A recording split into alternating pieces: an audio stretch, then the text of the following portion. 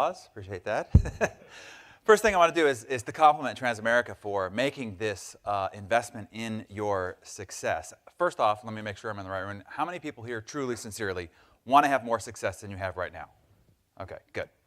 So are you familiar with this book here? Anybody ever read or familiar with Think and Grow Rich? Then you know that it was written by this dude here, which is actually what he looked like when he met this dude here, Andrew Carnegie. And at the time that they met, Andrew had accomplished all his dreams and ambitions and was looking to leave a legacy.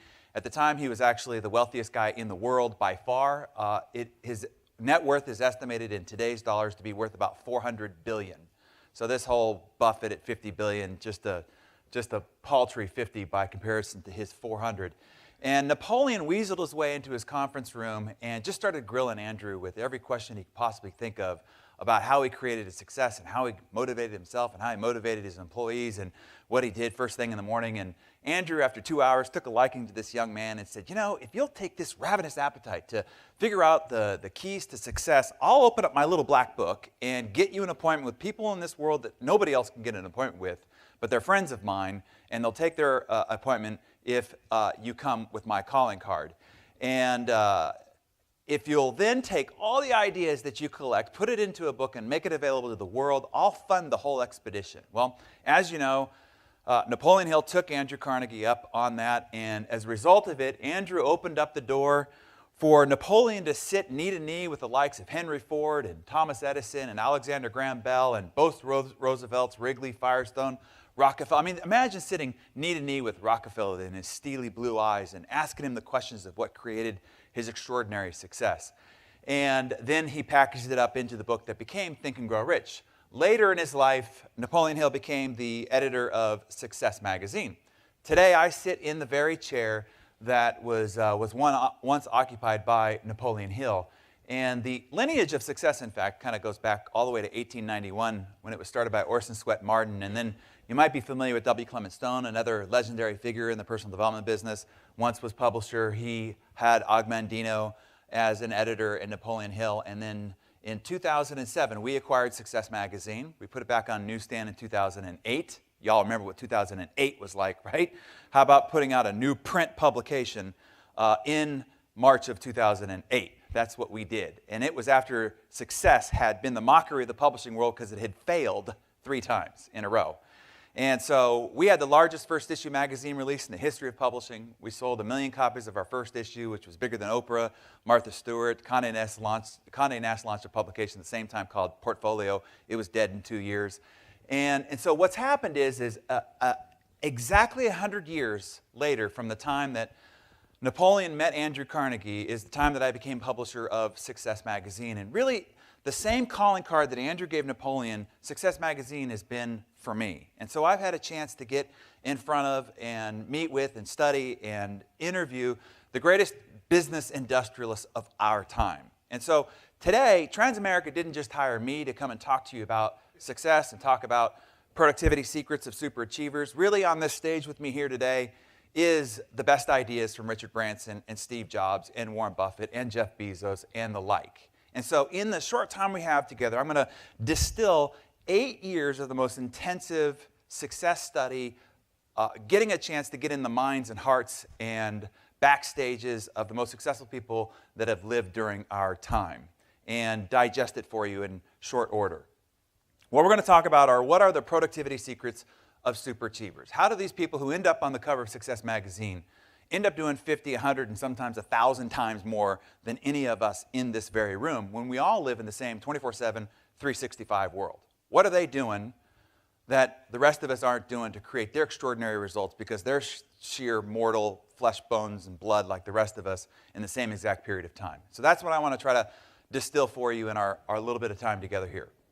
So how many people right now already say, man, I already work hard? How many people would claim that you work hard? You don't work hard right there? No? Not working hard? Well, any of you guys got bosses here? Put that hand up, man. See, I bet that the reason why you're not producing more is not because you're not working hard enough or you're not working long enough. None of those are really the reasons why you're not producing more in the marketplace. It has nothing to do with how hard or how long that you're working. You see, I was raised by a single university football coach father. And the only way you got any love and attention in my household was to work hard and to put in late nights and study through weekends and dribble with your left hand with your right hand tied behind your back if you couldn't dribble with your left. I mean, working hard was never going to be my handicap in life. And so by the time I was 18 years old, I was earning a six-figure income. And when I was 20 years of age, I got into the real estate business. And by 24, I was earning $1 million a year. And 27, I had a $50 million business. And it was all because I just had this work ethic of working brutally hard. But I reached the plateau where, number one, I was killing myself. I had no life. And I could not create any more success than this plateau, the ceiling of sorts, through the just brute force method of trying to succeed. When I met these three guys is when I finally discovered what it was that I was doing wrong. Because if the key to success was working hard, working long, exhaustive hours, there's no question I'd be wealthier than Richard Branson, Donald Trump, and Tony Hawk. But in reality, in a world of 24/7, 365, these three guys were kicking my ass. And not only were they wealthier than I was, they actually, I know that I was not frolicking on the beach as much as Richard Branson was doing on his own private island. I know I wasn't playing as much golf as Donald Trump does in his own private golf resorts. And I'm certain that I didn't have as much time to spend with my hobbies or my friends or my family as Tony Hawk was with his. And yet they were wealthier, they had more free time, they were a lot less stressed, and they were having a greater impact in the world. And so it really became this passionate obsession of mine to try to figure out what was it that they were doing that I wasn't doing that was getting their results versus my results. And so what I want to try to do is to outline for you the difference between being an overachiever, which I would imagine many of you in this room are, just like I was, working long, exhaustive hours. Nobody is going to accuse you of not working hard enough. But yet your results are still limited, as mine were.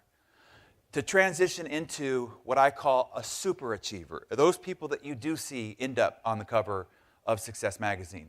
You see, there are, I call, 4 categories of people in the world. And if you look at this axis, at the top are results, and on the horizontal axis is time and effort put. The first type of person is what I call the unengaged. Okay, these are the people that the only thing that they're trying to learn is how to install a rear end in their recliner on the weekends, right? They're not here. They might have been invited to this, but they didn't decide to show up. We don't have to worry about the unengaged. They're not here to listen. The next type of person is what I call the overmotivated underachiever. These are the people who read all the personal development books, right? They go to all the seminars, they sign up for it all, they read all the blogs, they go to all the webinars, and they apply none of it. And yet, they get no results as a result of it, right? But they're reading it all, and they're motivated, they're dream boarding, and they're meditating, and they're doing all the stuff, but they're not applying any of it, and that's why they don't get any results. Spending a lot of time, energy, and effort on those endeavors, by the way, but still getting very little result. The next is where I lived most of my life. The overmotivated, overwhelmed overachiever. Spending just brute force amount of time and energy. Yes, getting more results than the average bear, but nowhere near the kind of results that I could have. What I want to do is try to help you become what I call the stunningly successful superachiever, where you see, spending very little time, energy, and effort, you can end up getting extraordinary results. So no matter where it is that you might find yourself on this matrix here, what I want to do is to try to help you get over into the far left corner and help you become what I call superachiever. So what is it that stops the superachiever? What is, in essence, your kryptonite? There's one destructive force out there in the world that is causing all of us with great capabilities, great potential, because here's what I promise you. Those of you that are sitting here, your current results are nowhere near what you're truly capable of. If your Creator were to look down on you and take a look at where you currently are in life, while they would see you as a loving, wonderful, creation of God, they would simply say, of all that I bestowed, the gifts, the capabilities, the potential that I placed in you, and this is all you've done with it, they would be disappointed. So we can achieve a lot more than we're achieving. What's stopping us? What's our kryptonite? Well, I want to try to outline for you, particularly in this day and age, what is the number one threat to your productive future, your ability to achieve your goals, realize your dreams, and fulfill your purpose. What do you think the number one threat, the number one stopping point for all of us with great capabilities and great potential? Imagine this. Imagine somebody came into your office and they went to the reception desk where you keep a little petty cash drawer, and they just started taking out $100 bills and lighting them on fire. And just doing that right in front of you. Just one right after the other. Just $100 bills, one right after the other, lighting them on fire. How long would it take for you to either call the cops or tackle them and throw them out the front door? But see, this is what's happening. All day, every day, inside your office, this is exactly what's happening, where people are just burning money. Well, what is it that is, who is it and what is it that's happening that is robbing you and robbing the people inside your office? When it comes right down to it, it is distractions. Distractions is your kryptonite to your super productive capabilities. In fact, it is to everybody in our current society. And study shows that organizations lose $10,000 per employee just due to distractions a year. So that means that if you have 100 people in your organization, you're losing $1 million a year. Net. We're not talking about top-line revenue. We're talking about net productivity, $1 million a year if you have just 100 employees. As a nation, we're losing at least $650 billion a year. And that's a couple of years old because the distraction rate is proliferating at an epic volume. So the number one threat to your productive future, your ability to achieve your goals, is being able to control distractions. I say that the number one skill, and I get asked this all the time because I'm in the business of curating and publishing ideas on success. The number one skill you need in the 21st century, the most imperative skill of all, is learning to control your attention, learning to control your focus in today's epically distracting world. Because this is the epic battle of our times. We're constantly being swirled within a digital world. We used to have to, it was either a ring of a phone or a knock at the door for you to get distracted. But now we've got all these devices. All these are like open windows that we have brought into our environment, whether it be a laptop, a computer, a tablet, a mobile phone, where you are just at any time can be immediately distracted. And we are being distracted every minute on the minute as a result of these open doors and open vessels into our lives. And so this has become the great conundrum of our ability to stay on track, stay in focused, stay into what I call REM productivity. If this was the skill line in the 20th century of an achiever, if you grew your skills of time management, leadership, success, at this rate, you'd end up at the top of your organization. You'd end up being number one in the marketplace if you put this sort of dedication into growing your skills. But here's the problem. Because of technology, the proliferation of technology, you see, technology has advanced far faster than our human capability to manage ourselves with it.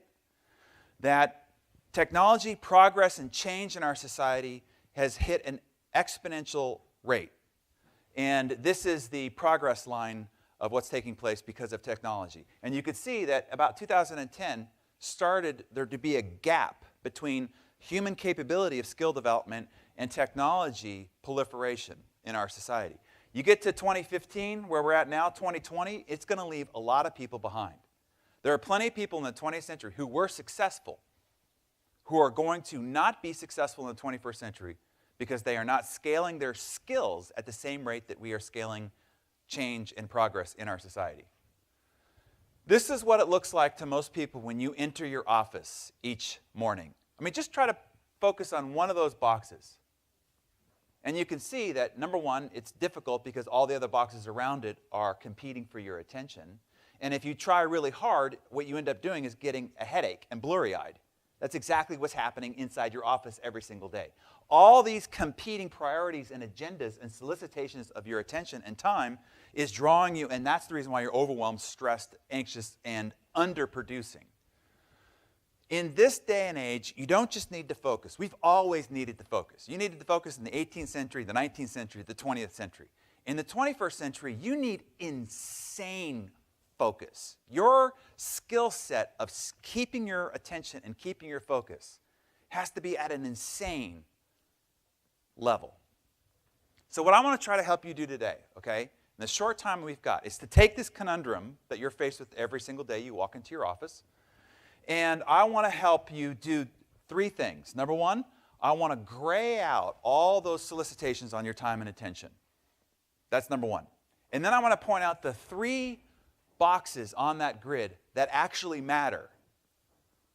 And then the third thing I want to do is to help you master those three. Right there, I just gave you the formula between you and Richard Branson, between you and Warren Buffett, between you and the late Steve Jobs, was the formula I just gave you. How to remove the other needless solicitations on your time, energy, and creative capacity, show you the few that matter, and then deepen your skills on those few, and that will dramatically separate you from any of your contemporaries, any of the competitors in your marketplace, any of the other people in your office. So let's do that. What I want to show you to do is to scale your skills at the same rate that we're scaling change and progress within our society. I'm actually excited that these are very difficult times for people to keep up, because I know that I will scale my skills at an aggressive rate, and many people who won't will get left behind. It will be easier to be a superachiever in today's world than it was in the past, because it will be more difficult for most people who don't focus on scaling their skills at the same rate that change and progress is taking place around us. So this is what I call the productivity secrets of superachievers. So the question I'm asked all the time is, all right, all these people who end up on the cover of Success, because see, there's 7 billion people on the planet, we only get to pick 12. 12 people out of 7 billion to put on the cover of Success magazine. What did these people do that the rest of us not do, that separated them from everybody else? So let me give you the answer. The answer is it had nothing to do with what they do. What Richard Branson does and what Warren Buffett does is not anything different than what you're doing. It's not what they do that actually separates them from you and everybody else. In fact, it's what they don't do. What they don't do has more to do with their success than what it is that they do. You're already doing what everybody you see on the cover of Success magazine is. The problem is all the other crap you're doing is watering that down and diminishing your results. You see, yes is easy. When you say yes, a knock at the door, do you have a minute? Yes, I have a minute. Will you be on this conference call? Yes, I'll be on the conference call. Will you join us for lunch? Yeah, I'll join you for lunch. You want to go out with this couple who you don't even like and go out to dinner? Yes, I'll go out with the couple I don't want to go out with and spend my time doing that. Because there's no argument or resistance in yes. But here's the thing that I want to impose upon you today. The master skill of success is no. The master skill of success is your ability to say no. Now, if you don't want to believe me, believe Warren Buffett. When I asked Warren, I said, what is, in your being the Oracle of Omaha, maybe one of the wisest financial prudent people in the history of humanity, what is the number one key to your great success? If it came down to one thing, what would that one thing be? Now, this is the reason for his $50 billion net worth. This is it right here. Like one answer, here it comes. This is the answer he gave. For every 100 great opportunities that are brought to me, I say no 99 times. The Oracle of Omaha, of all the wise things he could have said, he says that his success is saying no 99 out of 100 times.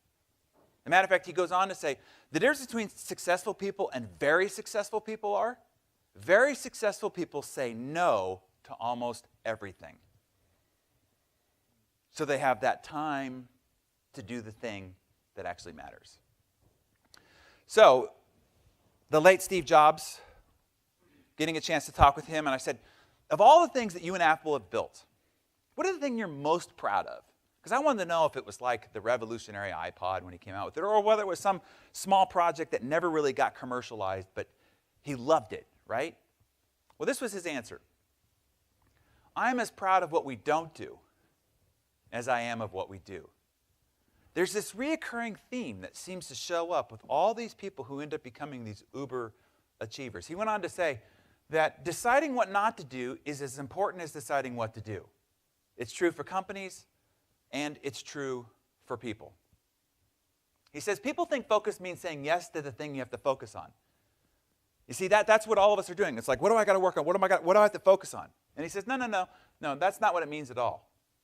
It means saying no to the 100 other good ideas there are. You have to pick carefully. Success is saying no to 1,000 things. So this is Mark Parker. We have the audio live, right? When he first took over the chair for CEO of Nike, he was having a conversation with Steve Jobs. They were working on the Nike Plus collaboration and asked whether Steve had any advice for him becoming the new CEO of Nike. And so this is Mark talking about that dialogue real quick. You mentioned last night when we were having dinner that when you first got the job as CEO, you got a call from Jobs and he offered you some advice. Well, he didn't call to offer me advice, but we had worked together on a Nike-Apple collaboration called Nike Plus. So we took what Apple knows, what Nike knows, and brought a new technology to the market. Anyway, long story short, he said, hey, congratulations, it's great, you're going to do a great job. I said, well, do you have any advice? And he said, no, you're great. And then there was a pause, and he goes, well, I do have some advice. He goes, Nike makes some of the best product in the world. I mean, product that you lust after, absolutely beautiful, stunning product. But you also make a lot of crap. He said, just get rid of the crappy stuff and focus on the good stuff. And then I expected a little pause and a laugh, but there was a pause but no laugh at the end. Yeah. And he was absolutely right. And in fact, that's one of my major focal points in terms of my priorities as a CEO and even as a designer when I was growing up at the company, is to edit. I mean, we have so many ideas. Nike is an idea factory. To edit. So I ask you the question, what crappy stuff do you need to stop doing so that you can focus on the good stuff? Now, I hope that you're hearing me here, because this really is the separating factor. The ability to say no to very tempting, very shiny, very alluring commitments on your time that make you feel good, make you look like a hero, make you be the white knight, all these things that, make you look busy and needed and valued and feel significant and so forth. Your ability to abstain and to say no is truly the big separating factor. I think Kenneth Cole kind of puts it in the one sentence that sums up this of where we're at so far. Success has less to do with what we can get ourselves to do. See, that's what I always thought. I need to be more successful. What else do I need to do? What else do I need to do? And he says, no. Success has less to do with what we can get ourselves to do and more to do with keeping ourselves from doing what we shouldn't. Peter Drucker put it this way. He says, there's nothing so useless as doing efficiently that which we should not be doing at all. And most of us spend most of our days trying to be better at doing things that we shouldn't be doing at all. So consider this. If you looked at your calendar last week, okay, so that we can just sort of bring this into your world, make sure that it's applicable. If we looked at your calendar last week, ask yourself this. What should you have said no to that you spent a lot of time and energy on? You know one of the things that'll be interesting, if you look at your calendar last week, how much of your calendar there were no appointments scheduled? Like, in other words, you can't even account for what the hell you did. But you ran around like a crazy person. When you went home and your spouse said, well, how was your day? Oh my God, I was so busy. But you can't even account for what it is that you're busy doing, right? Now we start to look forward. If you look at your calendar next week, now you start asking yourself, what should I say no to? Look at your idea list, your project list, your commitment list, and your communication list, and start wiping it clean. What can I start saying no to? By the way, if you want, I see a lot of you writing feverishly. I'm going to go through these quickly. We'll go through them a lot. If you want a copy of the whole slide deck, I promised Tom Sweet, beautiful person who invited me to come and be with you, fine people today, that I would give you the whole slide deck so that you would have it as a reference point. The other thing that I will do is I'll give you an audio recording of this entire talk. So if you want to hear it again or you want to go back to your team and share it with them, you are welcome to do so. The only thing that I ask is that you do not post it publicly on YouTube or anywhere else, okay? We got a deal? So all you do is just text your name and email address to that phone number. It'll send you the link to the site where you can download the slide deck, There's a lot of worksheets that will help you think through a lot of these things. There's the audio recording of it as well. But do it in 48 hours because I have another commitment and it will go to that other conference, okay? So if you didn't get the number, it's over on the left-hand side as we carry forth. So then you might be saying, okay, well, if all you're telling me to do is to stop doing everything, obviously that's not going to ultimately take you to the land of success. There's got to be some things that we have to do. So what do we do then? Well, success is not going to be by you doing many things, spinning many plates, juggling multiple balls. Instead, it's going to be a factor of doing fewer things and then doing those fewer things at a level of mastery. See, super achievers learn to focus on what I call the vital few. And this is going to end up being your execution framework, the vital few. It's better to be world-class at a few things than mediocre at many. You see, what happens is we all try to be good at a lot of things. And we end up mediocre at everything. We never get world-class at anything. And the world forgets us because we never became world-class at anything. When you look at the faces that appear on the screen here, these are people who will be forever remembered in history. These are the people who pushed human progress forward, did something significant. They're known to be world-class. But the thing that's interesting that you need to know is they're known to be world-class at probably one thing. And if you read their biographies, they were rather mediocre, if not even a little bit terrible, in much of the rest of their lives. But they were world-class, and history will remember their contribution because they were world-class at one thing. So what are you going to be world-class at? If there's one thing that you could become world-class at, what is that one thing? Whether it's a skill, whether it's a contribution, what is it that you'll be world-class at? So I coach CEOs of a variety of companies all over the country, all over the world. In fact, Doug Traylor, who's here, is in one of my elite groups.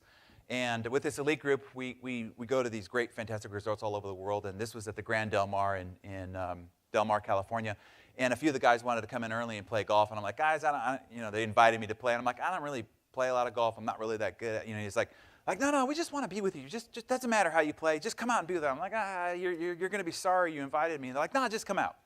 So I agreed to it. And we get out on the first tee box, and I said, all right, gentlemen, I'm going to give you a workshop here today. And they're like, oh, that's pretty cocky talk for a guy who says he doesn't play much golf. I said, yeah, just trust me on this.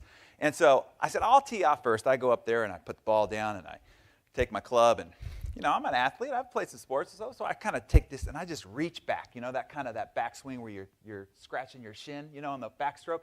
And I just put this Herculean swing on it and just crush this drive, okay? And it goes like this, in the trees. And I dropped the club and I said, gentlemen, workshop over. They're like, no, dude, your ball's out of bounds. You got to hit it again.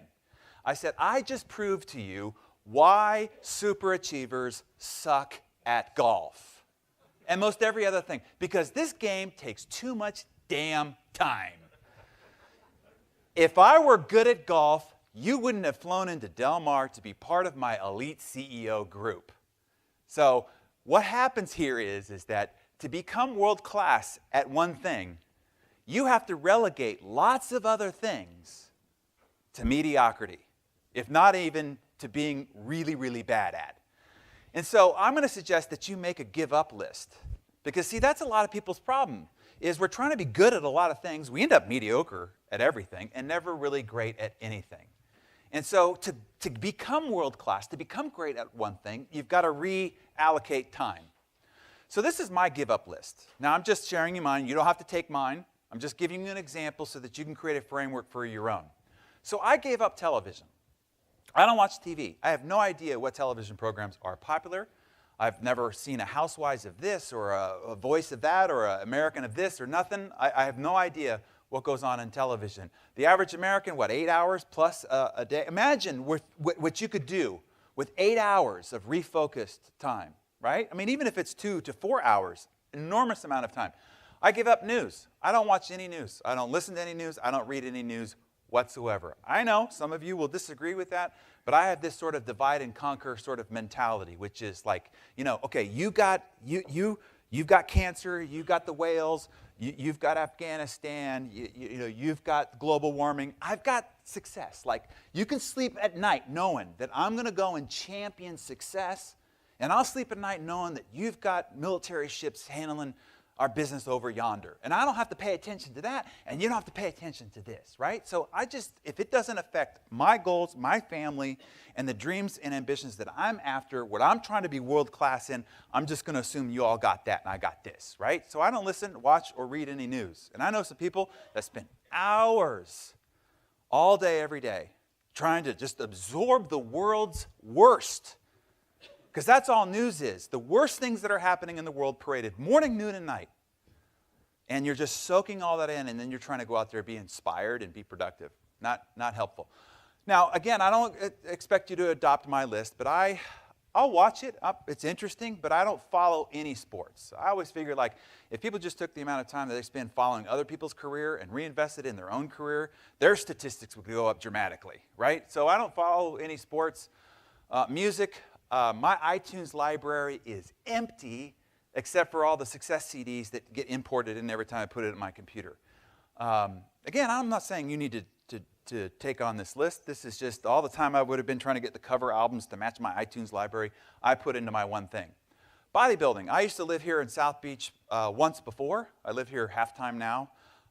And when I did, I sold a company and I was just going to retire for a while. That was a great mistake. And all I did was work out for 2 or 3 hours a day. And I was like 220, with 20 pounds heavier than I am right now, all muscle. And I said, forget it, it's too much time. I'm just going to stay healthy. And I took the 2 extra hours that I was spending doing that, reallocated it towards my one thing. I live on 2 coasts, San Diego and here in South Beach, and I don't surf. Now, I envy people who surf and they find their like spiritual bliss out there. I just took that time and reallocated it to my one thing. Mechanics. Now, this one I'm a little embarrassed by, but besides a pen and a fork in my hand, and I'm totally retarded. Like this one time in San Diego, I used the bathroom down the hall from my office instead of our master bathroom. And my wife was catching me walking down the hall going to the powder room. She's like, why don't you use your own bathroom? I'm like, the toilet broke. She said, well, you've been doing this for like a month now. I'm like, yeah, it broke a long time ago. She says, well, why don't you fix it? I'm like, I don't know how to fix it. She said, well, come in here. She goes into my bathroom and she takes off the top of the tank. I'm like, oh, that's how you get that thing off, right? And so she takes the chain, puts it back on the lever, and flushes the toilet. She says, it's fixed. Now, again, I'm not proud about how retarded I am as a mechanic, but I took all the time and energy that I would have spent doing that. On Saturday, you know, a wife usually has the honey-do list. I go and say, honey, who can I hire to do what you need to get done, right? So that's my life, and much, much more. And so all these things where I'm retarded or mediocre in my life, all those things, the time and energy and life force and capacity I would have spent there, I reallocated it to my one thing. And my one thing is what we're doing here right now.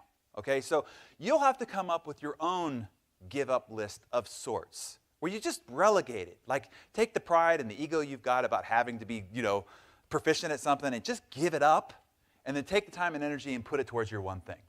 So I ask you, what are you going to give up so that you can get what you really want? Because most of the things that you're spending a lot of time and energy putting effort towards, you don't really care, actually, to be great at. But yet, it's still taking life force from you. So let me just sum up where we're at so far, okay? Number 1 is this. Stop doing most of the things that you're doing. Literally, we took 99% of all the things you're spending your time on each and every day. Most of it is not productive. Then focus on the few things that are and that matter, and then master them.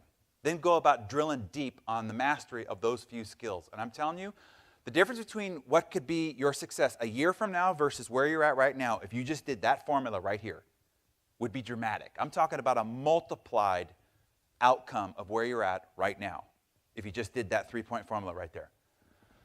So let me show you the vital few, understanding your vital signs of strategic productivity. Okay, so if you get in a car wreck and your leg's sticking out of your leg meat and and you're bleeding out your ear and so forth, and you're rushed to the emergency room, what's the first thing they're going to do? Right. They're not going to worry about your bone sticking out of your leg or the blood coming out of your ear. They're going to check your vital signs, because they could be working on your leg and not realize that your heart rate is dropping precipitously and you could be dead before they bandage up your leg. So the first thing they do is figure out where your vital signs are. Same thing when it comes to your productivity. There are things that are vital, metrics that are vital to your productivity. While you're going and chasing the extremities, the fires that are happening over here, the loud voices, the solicitations, the sirens call, you could actually be killing your productivity and not even knowing it. So let's talk about what are those vital signs.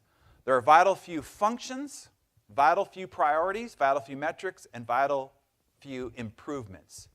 If all you do is focus on the few in each of these categories, I'm telling you where you could be a year from now is extraordinary. We'll walk through these real quick. Vital few functions. These are the few functions that matter the most. The reason why you're paid what you're paid. These are the functions that make you the rainmaker of your particular job position. When I spent time with this guy here, I love this guy, Mehmet Oz, an extraordinary human being. I mean, when I met him, he had his Emmy Award-winning TV show already. He was still doing 200 open heart surgeries a year. And he has a whole line of best-selling books, 2 nonprofit organizations. The guy was just prolific. And I'm spending time with him, and he's the most relaxed, calm, non-stressed, not looking at any smartphone, none of the rest of that guy. And I said, Mehmet, how are you doing this? How are you pulling all this off? Because, man, I'm doing 1/10 of what you're doing, and I'm running around like a crazy person. He said, you know, I learned a long time ago that there are only a vital few functions that are important in any endeavor. He says, for instance, take heart surgery. He says, there's 1,000 little procedures that are done in the midst of a heart procedure. He says, but I don't clean the room or the instruments or even open up the body cavity. He says, I have staff that do that, and then they get it to a point, and now it's time for those vital few functions. Those are the things that I do. So I walk in cleaned up, and then I perform those vital few functions. Now, these are vital because if they're done well, patient survives. They're done wrong, patient dies. And so I've got to be ready to be excellent at those vital few. I do those vital few, and then I leave the room and have the staff take care of the rest. It's the same thing when it comes to a TV show.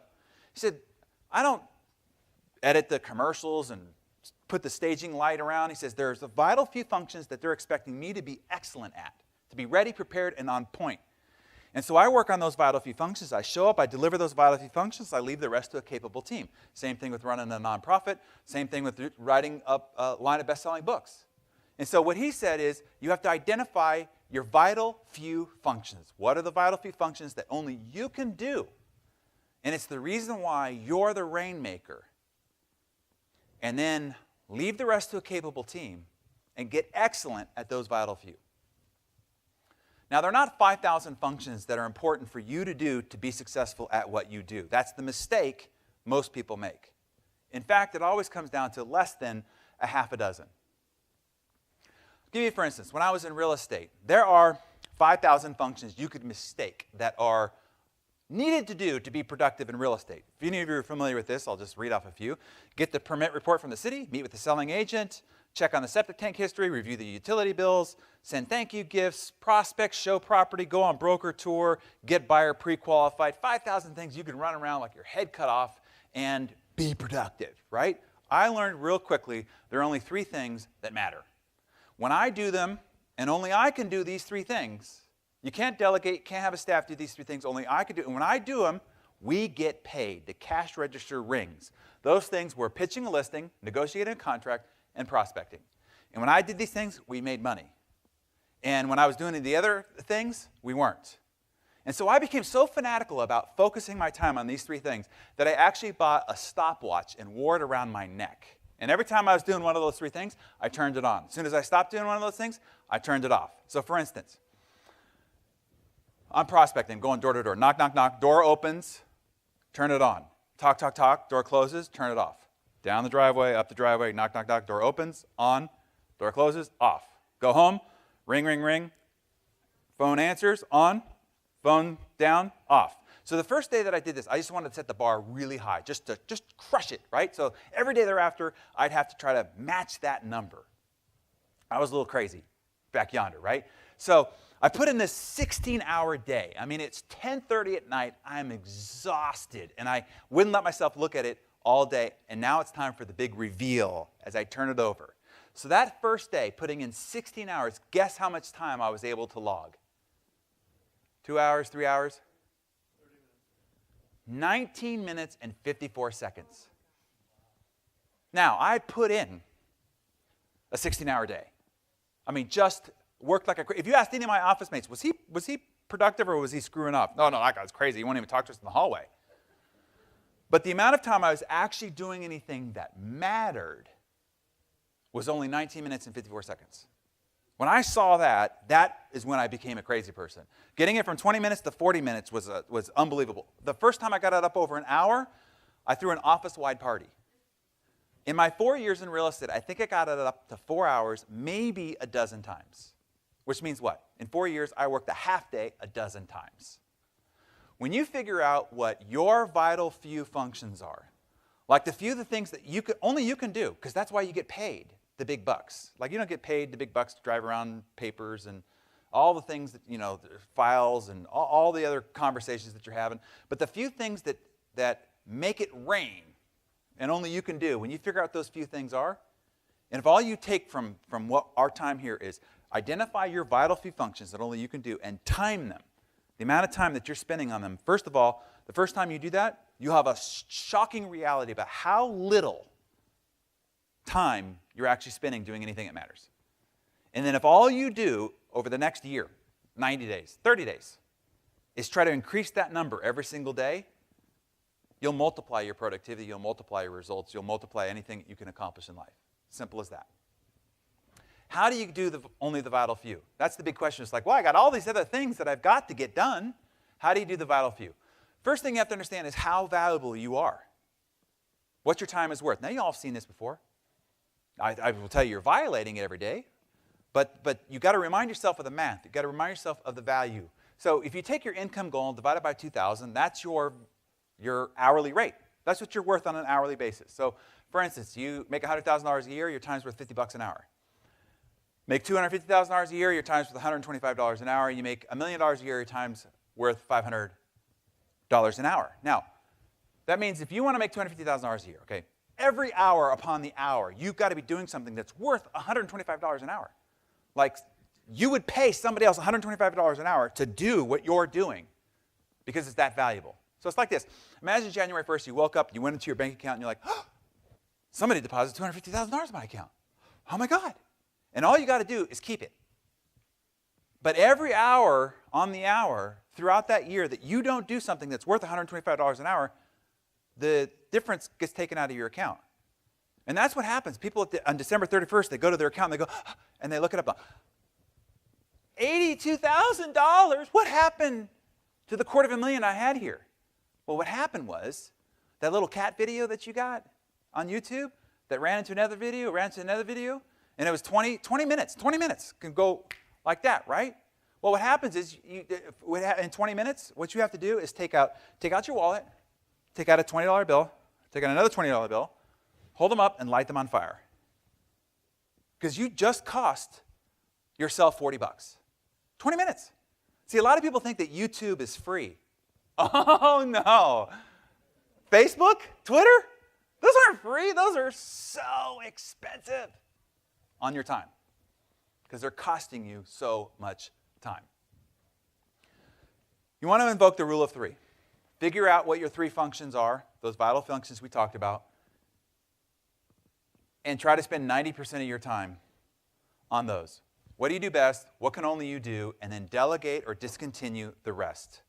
Delegate or discontinue the rest. Build a support team.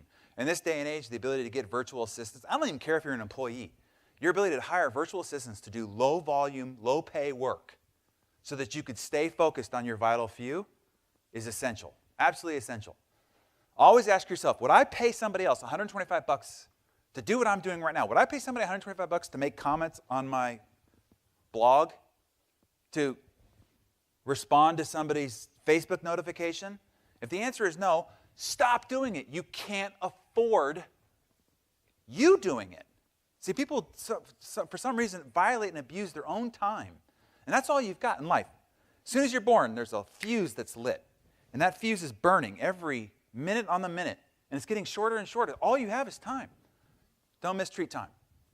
So what's better than a few? If you get your world identified down to a few vital functions, what's even better than a few? Yeah, one. Right, exactly. learned it from this guy here, Joel Osteen. Now, a lot of people see him as a Christian televangelist and so forth. I don't. I see him as a CEO of a several $100 million organization, which is in fact what he is. And so I said to Joel, man, you're reaching 40 million people a week. You got this large organization. We're basically in the same business, trying to inspire hope and abundance in people's lives. You're killing it, and I'm not. How are you doing all this? And he says, when I first took over the church from my father, he says, I was trying to do it all. He says, I was doing weddings and baptisms and funerals, and he says, I was even, adjusting the lights, for the stage before we went on air. And he said, our organization stalled.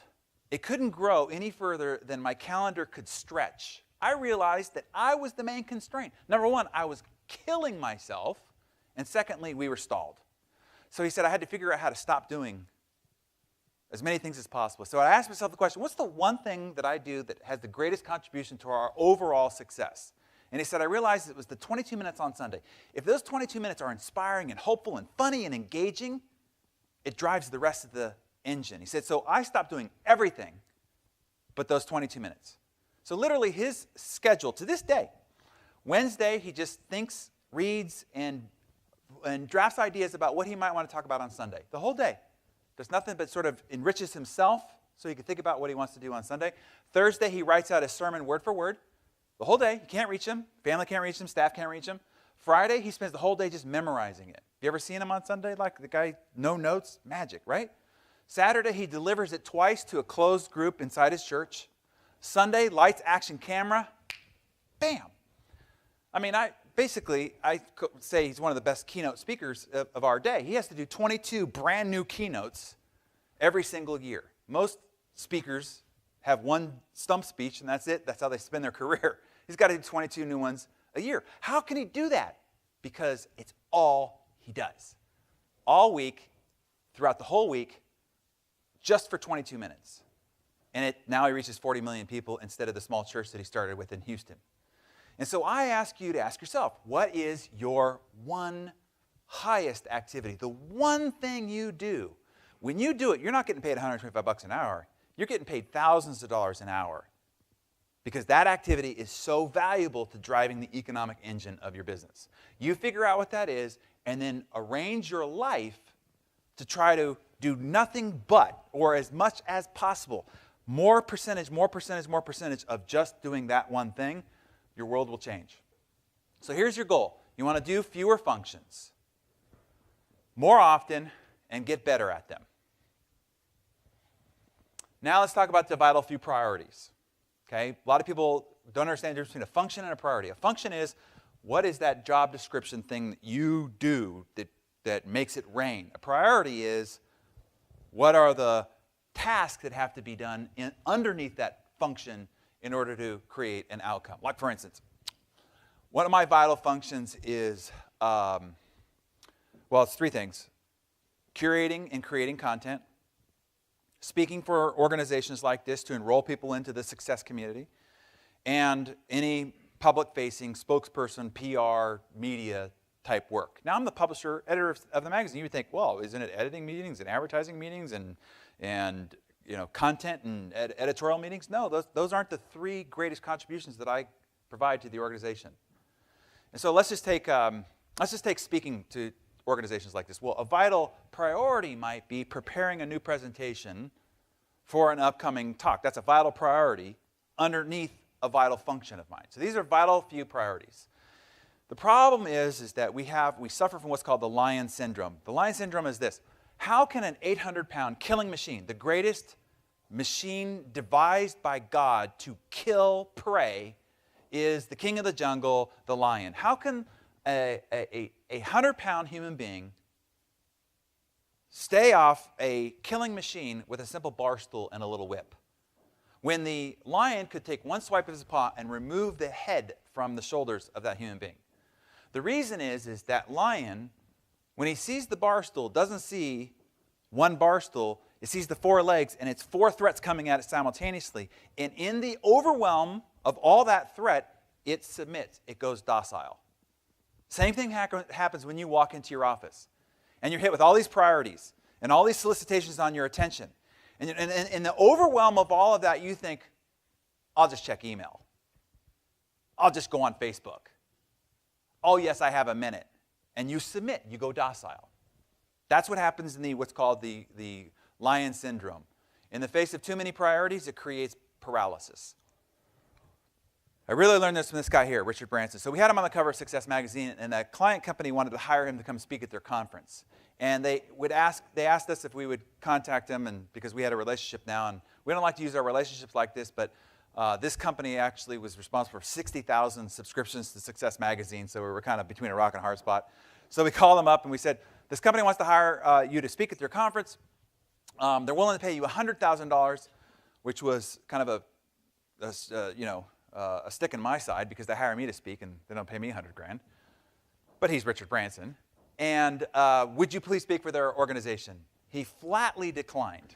Called him back and says, no, he said no. He says, well, offer him $250,000. We really want him to speak at our conference. Call him back. They want to offer you $250,000. Flatly declines. Call him back and says, he said no. He says, well, we've already started telling people that we might have Richard Branson at our conference. So I'll tell you what, we'll send our private plane. We'll pick him up. As soon as his foot hits the cement at the conference, we'll have him back on the plane in less than an hour, pay him $500,000 for an hour. Call him back and says, $500,000, flatly declines.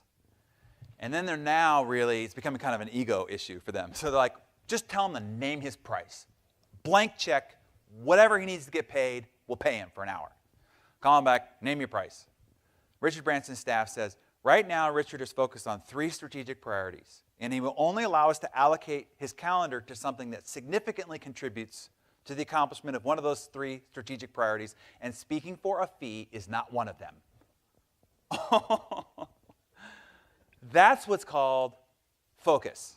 I remember telling a friend of mine, oh yeah, Richard Branson just turned $500,000 to speak for a company for an hour. And he's like, oh yeah, well, of course, he's Richard Branson. You know, I could never turn down $500,000 to speak for an hour. And I said, well, that's why you're not Richard Branson.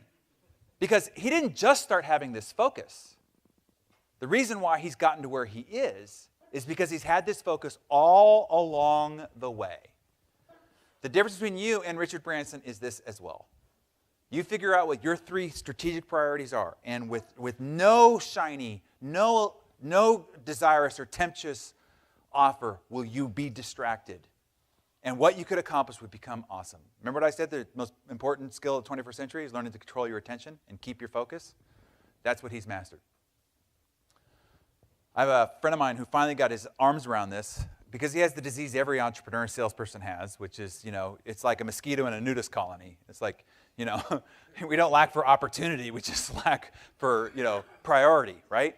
So now when anybody comes into his office with a new idea, he always says, what the focus, pal? We have our 3 strategic priorities. Just stay focused. Jim Collins says if you have more than 3 priorities, you don't have any. Warren Buffett, let me give you his method for prioritizing. This is worth the cost of admission to be here, okay? This is how he keeps himself prioritized. Number 1 is he writes down all the priorities he has on a yellow legal pad of paper. As many pages as it takes. All the priorities going on in his world at any one time. We've all heard that before. Number 2, he then narrows it down to his top 3. We've all heard that before as well. Now, what separates the rest of us from Warren Buffett is point number 3. Now he takes the entire list, but those 3, and throws it away. So none of it has the ability to leak any capacity or any bandwidth or any life force while he's focused on those top 3 priorities. And once those top 3 priorities are fully executed, then he goes and just makes a new list. And he says, it's funny, when I make the new list, a lot of the things I thought were so important on the first list don't even reappear on the list again. And so that's a little tip from Buffett. So what's better than a few? If you isolate your focus down to a few priorities, what's even better than a few? Of course, 1. Now, the master of the 1 priority was certainly Steve Jobs. He learned this in the wilderness years as well as when he took over Pixar. And Pixar is a movie studio who only produces 1 movie a year. Now, if you're familiar with Hollywood, if you're a movie studio, you produce 20, 30 movies. You hope 1 or 2 are successful to pay for all the losers. That's how you mitigate your risk. They only do 1, which means that it's sink or swim every single year of their existence. But what Steve realized is when you can get a creative group of people to focus on only 1 thing with no other option, 1 thing, he says that's how you create revolutionary breakthroughs. So when he took back over Apple, he applied that strategy where they only focused on the iPod. The only new product they delivered was the iPod. And it wasn't for 7 years later that they came out with the next new product, which was the iPhone. Now, you got to remember, Samsung, Sony, the rest of them, they're putting out dozens and dozens of products in between these iterations. And then it was the iPad, and then it was a focus on retail. And through this one focused priority, they became the most valuable brand in the world over the Samsungs and the Sonys and the rest of that. One big thing at a time.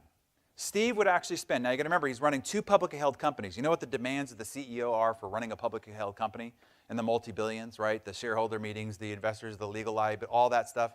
He would spend 3 hours every day focused on whatever was the number one priority for Apple at any one time. Whatever the number one priority was for Apple that day, 3 hours of his calendar was focused on just that. Imagine if you took your number one priority and you spent 3 hours on it every single day. What you could accomplish would stagger your competition, no doubt. So the great challenge of our times, though, we talked about is this constant solicitation on your attention, dragging you in a multitude of different directions. This is the great weapons of mass distraction that we have to deal with. And we love this distraction, by the way. We're addicted to it. We love it. We love this distraction. The reason why it's so profound and prolific is we actually love it. You see, what happens is it offers you some form of relief. If you're prospecting or you're planning or you're working on some marketing copy and you know when it gets difficult and somebody knocks at the door or you get a little a text or you get a ring of the phone, internally, you might not say it out loud, but you go, oh, I can finally have some justifiable excuse to stop doing what it is that I'm doing and focus on this emergency. We have this insatiable thirst for novelty. What's new? What's new? What's new? What's new? What's new? And then lastly, we want to be wanted. This is the biggest disease of what happens out there in today's world. I mean, even Facebook, the button is called what? Like. I mean, we're like kids on a schoolyard. We post something on Facebook and then we sit there and refresh. Refresh. 5 people like it. 5 people like me. I mean, it's absolute. If you just back up from this for a second, see what's happened was it's the boiled frog syndrome. You know the boiled frog syndrome. You put a frog in a room temperature water and it boils, simmer ever so slightly, because it doesn't notice. It will be boiled to death. What's happening with what's going on in our culture is it's happening around us ever so slightly, and our productivity, our focus, our sanity is being boiled to death with what's going on. And it's this, we want to be wanted. I mean, you get a text on your phone, it's like dopamine, right? It's like a drug. Oh, somebody loves me. Somebody needs email. Somebody needs me. You go to your email and refresh and there's no new email and you're like, you feel so unwanted, right? It's crazy what's going on.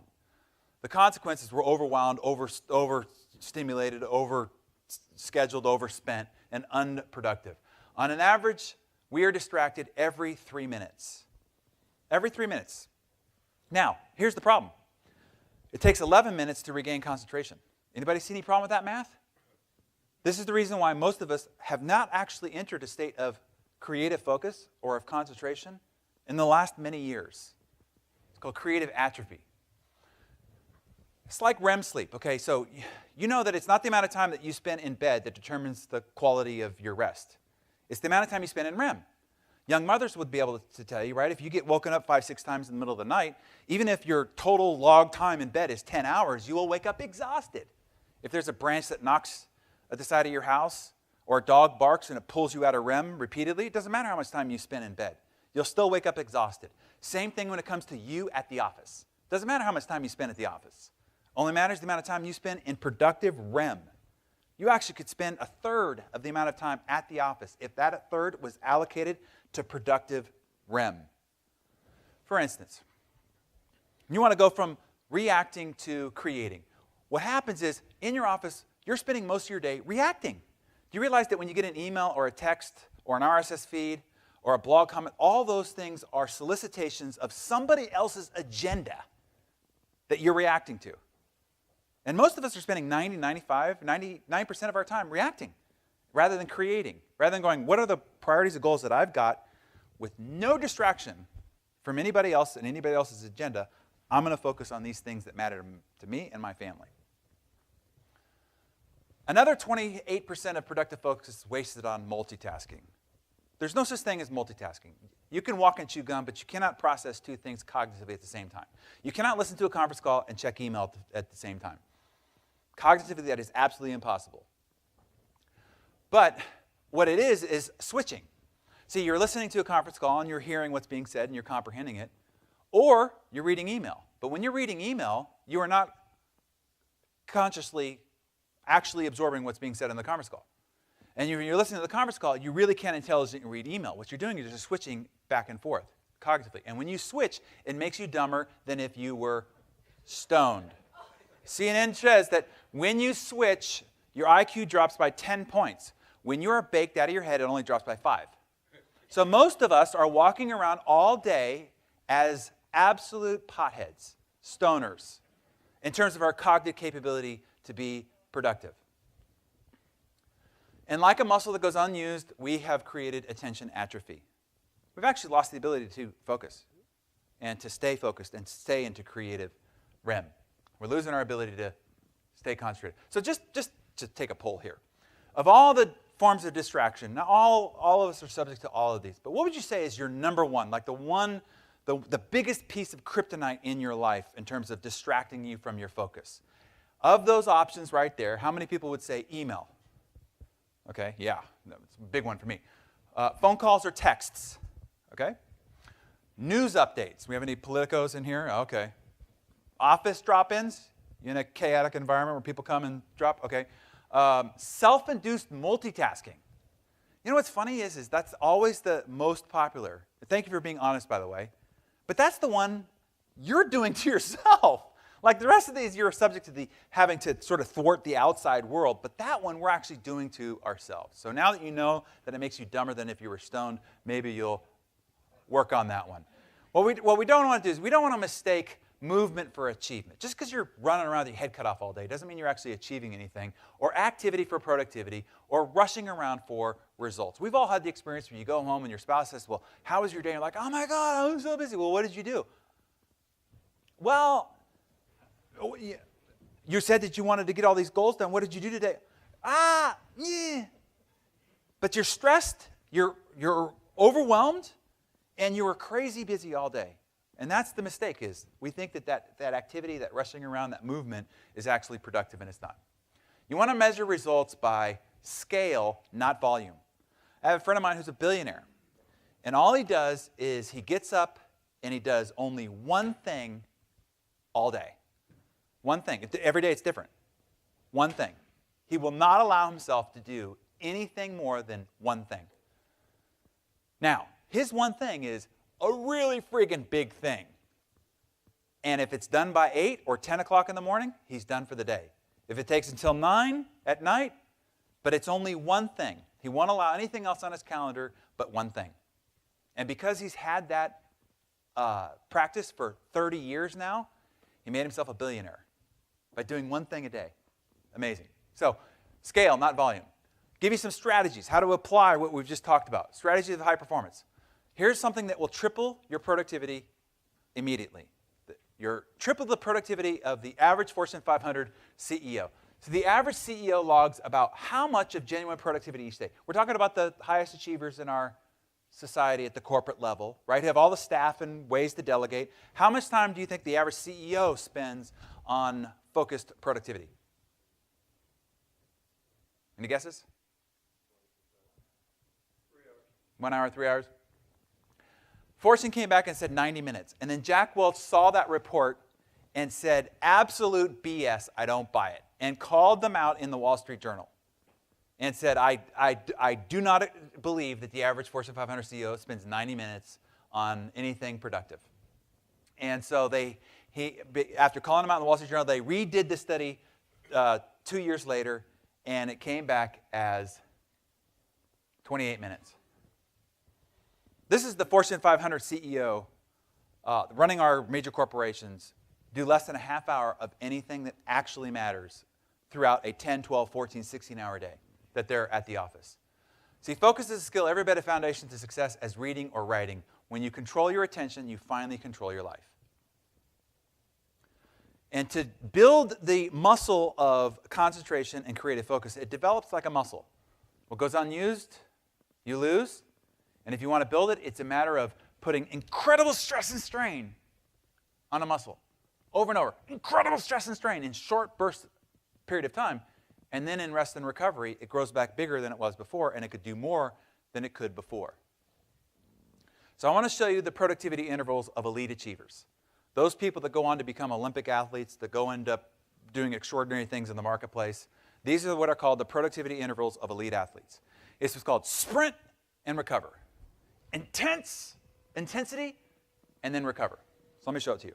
Let's first talk about sprint. What I do is called 90-minute jam sessions. For 90 minutes, you know you can't actually be productive in a concentrated state more than 90 minutes. I don't care if you're a violin virtuoso, piano virtuoso, you practice in tennis, baseball, football. After 90 minutes, your productive rate starts to diminish. But for 90 minutes, you can stay in a deep state of concentrated creative focus. So I do what are called 90-minute jam sessions. To set up a 90-minute jam session, you've got to create a bubble of silence around you. Because if anything breaks you out of that creative REM, it'll take 11 minutes to get back into it, and you probably won't. So you have to create a bubble of silence. Turn off your phone, put a sign on the door to not be disturbed until I'll reemerge at this period of time, whatever. Bubble of silence. The second thing is a countdown clock, so you actually see where it is that you're at. I get this on Amazon, like $14. I have it on my desk. I have it on my desk in both places that I live, wherever I go. And I start a 90-minute jam session, and that's all I'm going to do is work on this one thing for 90 minutes. You do this, I'm telling you, the first time you do it, you'll be working on this one thing. I've been wanting to get to this marketing campaign for the longest time. You'll be working on it, you hit a mental wall, and you're like, God, I must be almost done. You'll look up at the clock, and you're like, oh my God, 78 minutes left. And you'll go and you work on it again, you go like, I got to be almost done by now. And you look up, you're like, 61 minutes. You'll realize how difficult it is for you to only work on one thing. You'll see how atrophied your concentration muscle really is. Now, you do it 2, 3, 4 times. The other thing you realize is how much incredible outcome you can create in a 90-minute period of time. I mean, incredible productivity in a concentrated, focused effort period of 90 minutes. You'll become addicted to your jam sessions because, look, you're flying through 90 minutes all the time and getting nothing done, nothing to show for it. You do these focused 90 minutes, and you'll have these big consequential outcomes to produce. And then next is recover. You got to recover. Getting you to do the 90-minute jam session is going to be easier than me getting you to actually take the time to recover properly, because you're an addicted achiever. That's the reason why you're here. That's the reason why you're the top of your business, because you're an achiever. And the one thing that you have a hard time doing is justifying actually resting, which means that you're in this state of overtired, overworked period of time, and you're low productivity. So you have to take the time to recover. The problem is the absence of discipline and intermittent recovery. Chronic stress without recovery depletes energy reserves, leads to burnout, breakdown, and ultimately undermines performance. If you're going to train an Olympic athlete, the thing you're going to have to focus on with that athlete is not their exercise program and their training regimen. The reason why they got to that level is because they train like a beast. The thing you have to focus on is locking them in the room and forcing the recovery. Because when the gun goes off and you got 100 yards, the difference between who wins and who comes in third, that split second is going to be who's got the most in the tank at the time that it matters. Same thing with you at the office as well. I mean, it's true that most workers are overtired and underutilized in terms of their creative capacity. And that's what's stifling their ultimate outcome. And it's because they lack the rest, recovery, and revitalization. Game-changing mindset shift I want to give you is to understand that you get paid to rest. If I am a sponsor of an Olympic athlete, and I know that his or her outcome is going to be on how rest, recovered, and vitalized they are before the competition, I am paying them to rest and recover, because their performance is going to hang in the balance. Same thing with you. When you are resting and recovering, you're getting paid. Because in order for you to be productive on Monday, to be at your highest level of productivity, you have to be revitalized and recovered. Go down to the vital few metrics. Let me boil it down to you in a real simple formula. I call it my massive transformation formula. Number one is you want to take your life and just boil it down to 3 goals. I don't care if you got 100 goals, 1,000 places you want to see before you die, a bucket list of 50 things. 3 goals. The 3 goals that if you accomplish this year would make 2015 the best year of your life. And I know a lot of you have had some great years, but what would it take for 2015 to be the best? The best ever. Well, if I accomplish this at this level, then, but if I accomplish this and that, wow, now that. But if I accomplish this, that, and this at the same time, definitely no question about it, best year of my life. Great. If those are the 3, throw all the rest away. Because if this is what it takes to make it the best year of your life, all the rest of them will only distract and take life force away from accomplishing those 3.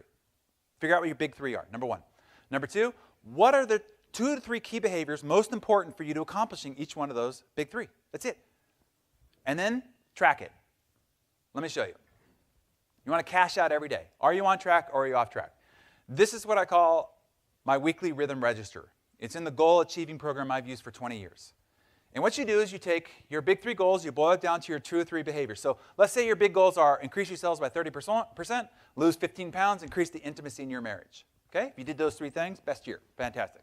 What are the 2 or 3 behaviors most important for each of those goals? Well, in increasing your sales, maybe it's the number of hours you spend prospecting, number of sales appointments where you're belly to belly with a qualified client. Lose 15 pounds, number of days you do 60 minutes of exercise, drink 10 glasses of water if that's your constraint.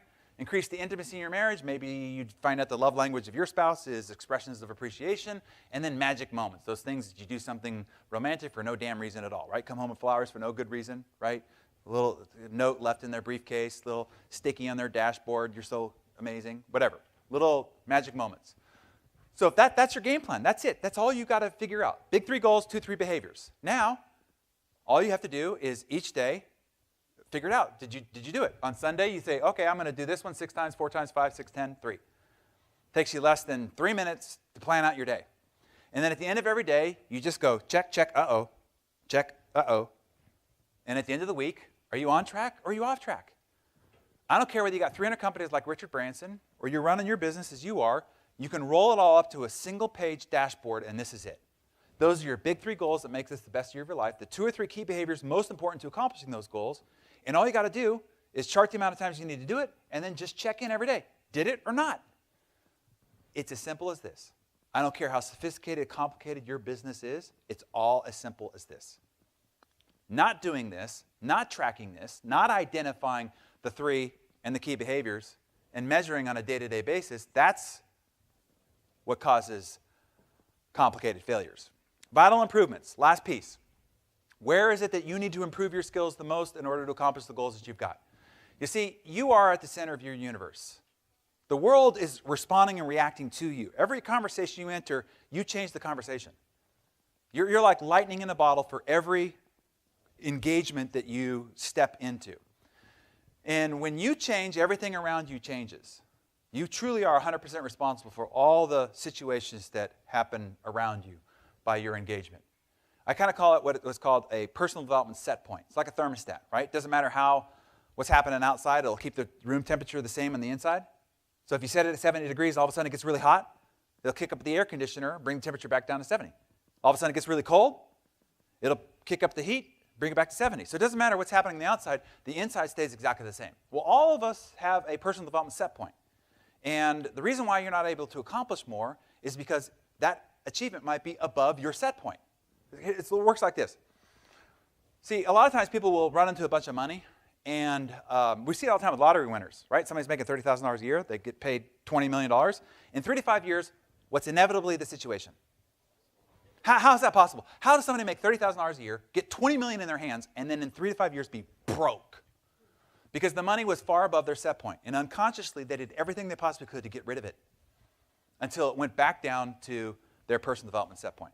A lot of people go on diets, lose a bunch of weight. What happens inevitably? Gain it all back. Why? Because that weight was not commensurate to their personal development set point. See, you could wave a magic wand and put 40 pounds on me by magic. And in 6 to 9 months, what's probably going to be the case? I'm going to lose it off, right? Because that weight is not commensurate to my personal development set point. You could take somebody who's 50 pounds overweight, magic wand, take it all off. In 6 to 9 months, what's inevitably going to be the case? They're going to gain it all back, right? Because that's going to be equal to their personal development set point. Business, you can all of a sudden have a runaway freight train, your business starts to grow, but if it's not equal to the personal development set point, it'll fall back right to where it was. So what do you do about this? If you're stuck at a personal development set point, how can you possibly ever achieve what you haven't achieved before? Here's what you do. Stop working on your money, your health, your business, and your relationships. Instead, work on you. And when you grow, when you raise your personal development set point, then all of a sudden, everything in your life grows along with you. My mentor, Jim Rohn, put it this way. For things to change, you have to change. For things to get better, you have to get better. For things to improve, you have to improve. And when you improve, everything in your life improves along with you. What you have to do is to raise your personal development set point. In whatever area you're focused on trying to achieve, underneath that is a skill set point. When you raise the skill set point, then all of a sudden everything around you rises to its level. And I think we actually need to learn less and study more. See, information is not the obstacle to any of our achievements. With a Google search, every piece of information in the world is available to you. Information is not the problem. As a matter of fact, information is the problem because it's overwhelming you, and in the paralysis of too much information, you're doing nothing. And so I say you need to learn less and study more. Find a few things in which you are allocating your attention to and go deep in the study of a few things, period. So my personal development plan, I'll give it to you real quickly. My personal development plan is really simple. I call it the 1-1-5-3-1-30-35-10-10 plan. Yeah, it's more simple than it thinks.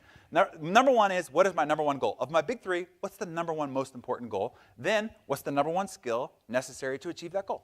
That's the 1-1 part. Then I take the new skill, and every quarter I attack a new skill. Every quarter, that's all. One skill a quarter, that's it. And I buy the top 5 books focused on that skill, the top 3 CD, DVD programs, and I go to one seminar focused on improving that skill. And you go like, wow, geez, that seems like a lot of time. No, it's not, right? So all I do at the time is, that's the 30-30 part. Every morning I get up and I read for 30 minutes, one of those 5 books. And in about 4 weeks, you're through all 5 books, really, by just reading 30 minutes every morning, 5 days a week. You don't want to do it on the weekends. Why want to get that personal development, right? And then while I drive around, I listen to one of those CD programs or walk around or travel for 30 minutes. While my hands are busy, my mind is free. You spend 300 hours in your car on average every single year. You get a PhD in any skill that you want in the time that you just drive around. It's called net time, no extra time. And I treat it like a race. I mean, if I'm traveling, if I'm walking through the airport, if I'm walking the dogs, if I'm in the gym, I'm feeding my mind. Every hour that goes by, I feel like I'm getting steps ahead of my contemporaries. Now you go, well, that's a lot of money to spend on your personal development. No, it's as simple as this. Brian Tracy taught me the 10-10 investment. When I was 18 years old, so you want to take 10 cents of every dollar you make and carve it off to help other people, right? Tithing, you've heard of that? And you want to take the other 10%, carve it off to help yourself. 10 cents out of every dollar you earn needs to be reinvested in your own personal development. He says for every dollar you invest in your personal development, it adds $30 to your bottom line. I've had that philosophy since I was 18 years old, and I can tell you the rate of return is far greater than 30 to 1. Now, where else can you go get a 30 to 1 return on your financial investments? Anywhere, and I'm talking to a room of financial advisors. The best place is your own personal development. Jim Rohn put it this way. He says, you want to take the goals that you've got, and your goals need to equal the investment you make in the achievement of them. So you want to make $250,000 a year, you should be spending $25,000 on your personal development. That 10% equal to the goal that you've got. You have to grow into your goals. He says you can't achieve something you haven't achieved before because you're not something you need to be. And so the only way to achieve your goals is to grow into them. The aim of life is to see all that you can become with all you've got. So I just want to encourage you to pick one. What one skill? If you just walk away from the Vital Improvement and say, I'm just going to pick one skill and attack it with all you've got. Go buy top 5 books, top 3 CD programs, sign up for one seminar, and attack that one skill over the next quarter. The skill most important to accomplishing your biggest goal, it'll make an immeasurable difference for you. I want to give you one last strategy to walk away with, apply to your business that I think can make a profound difference because it did for mine. When I first got into real estate, I was 20 years of age. I had no business being in the real estate business, right? Person's most valuable investment, 20-year-old. And I went to a seminar, and I took the seminar leader out to lunch, and I asked him, I said, what is if you were to give me advice, the most important thing that I could do to be successful in real estate, what would that one thing be? He said, go fail. And I said, I thought the whole idea of success was to avoid failure. He says, no, it's exactly the opposite. He says, I want you to go fail rapidly, go fail big, go fail as fast as possible. And he could see that I had this perplexed look on my face. And he gave me this quote from Thomas Watson who said, the key to success is massive failure. Think about that for a second. The key to success is massive failure. Instead of hearing that as a motivational quip, what if that were true? The key to success is massive failure. Now, based on the look on your face, same look I had, he wrote out this little analogy. He says, look, life is like a pendulum. On one side of the pendulum is pain, rejection, sadness, and failure. On the other side of the pendulum is joy, love, happiness, and success. He said, you can't push the pendulum on the side of joy, love, happiness, and success, but you can on the side of pain, rejection, sadness, and defeat. Your job is to go push the pendulum as far and as wide as possible on the pain, rejection, sadness, and failure side. He says, most people find this little comfort zone, and they're never willing to experience a certain level of pain, rejection, and sadness, so they never experience a certain level of success, happiness, and joy. And that ends up becoming the confined reality of their life, the comfort zone. He says, your job is to push that pendulum as high and wide on the side of failure and rejection. So in real estate, there's a few places you can go get a lot of rejection really fast, right? Expired listings, for sale by owners, the scourge of the earth, right?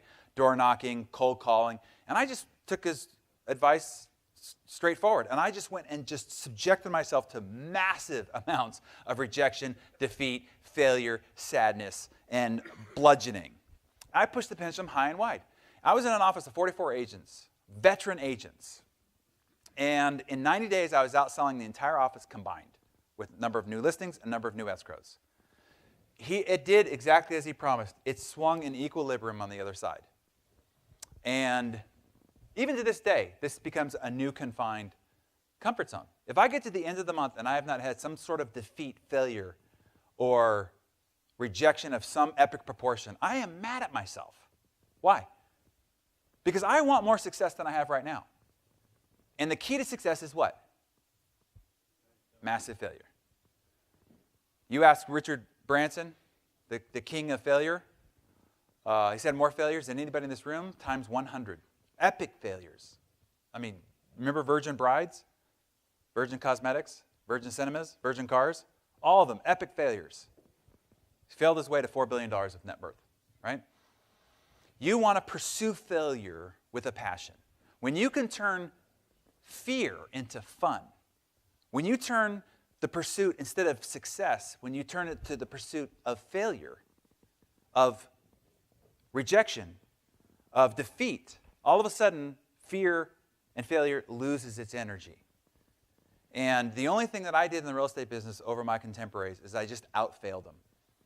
And because I was able to endure more failure, more rejection, more defeat, I also accumulated more success and more victory and more. So instead of having a contest in your organization about the number of new transactions, number of new successes, have a who could get to 100 no's the fastest. The number of 100 rejections, and then celebrate that person. And then have a booby prize that whoever has the most heart-wrenching, gut-kicking defeat story, carry them around on your shoulders and celebrate them. Because when you turn fear into fun, I'm telling you, it loses all of its weight and empowers your productivity like no end. As Eleanor Roosevelt said, do something every day that scares you. So to sum up what we've talked about here today together is this. The productivity secrets of superachievers comes down to these half dozen fundamentals. Stop doing most of the things that you're doing right now. Master the vital few functions, priorities, metrics, and improvements. Out-focus everybody around you. This is going to be the dividing line of competition in the 21st century. Who can out-focus their competition? Outlast everybody around you through consistency. Don't just start this new regimen, this new diploma, this new resolution, and then drift. Don't suffer the common achiever dilemma of drift. The tortoise will always win. No matter how talented or how ambitious or how skilled the hare is, the tortoise will always win, outlast. And outgrow.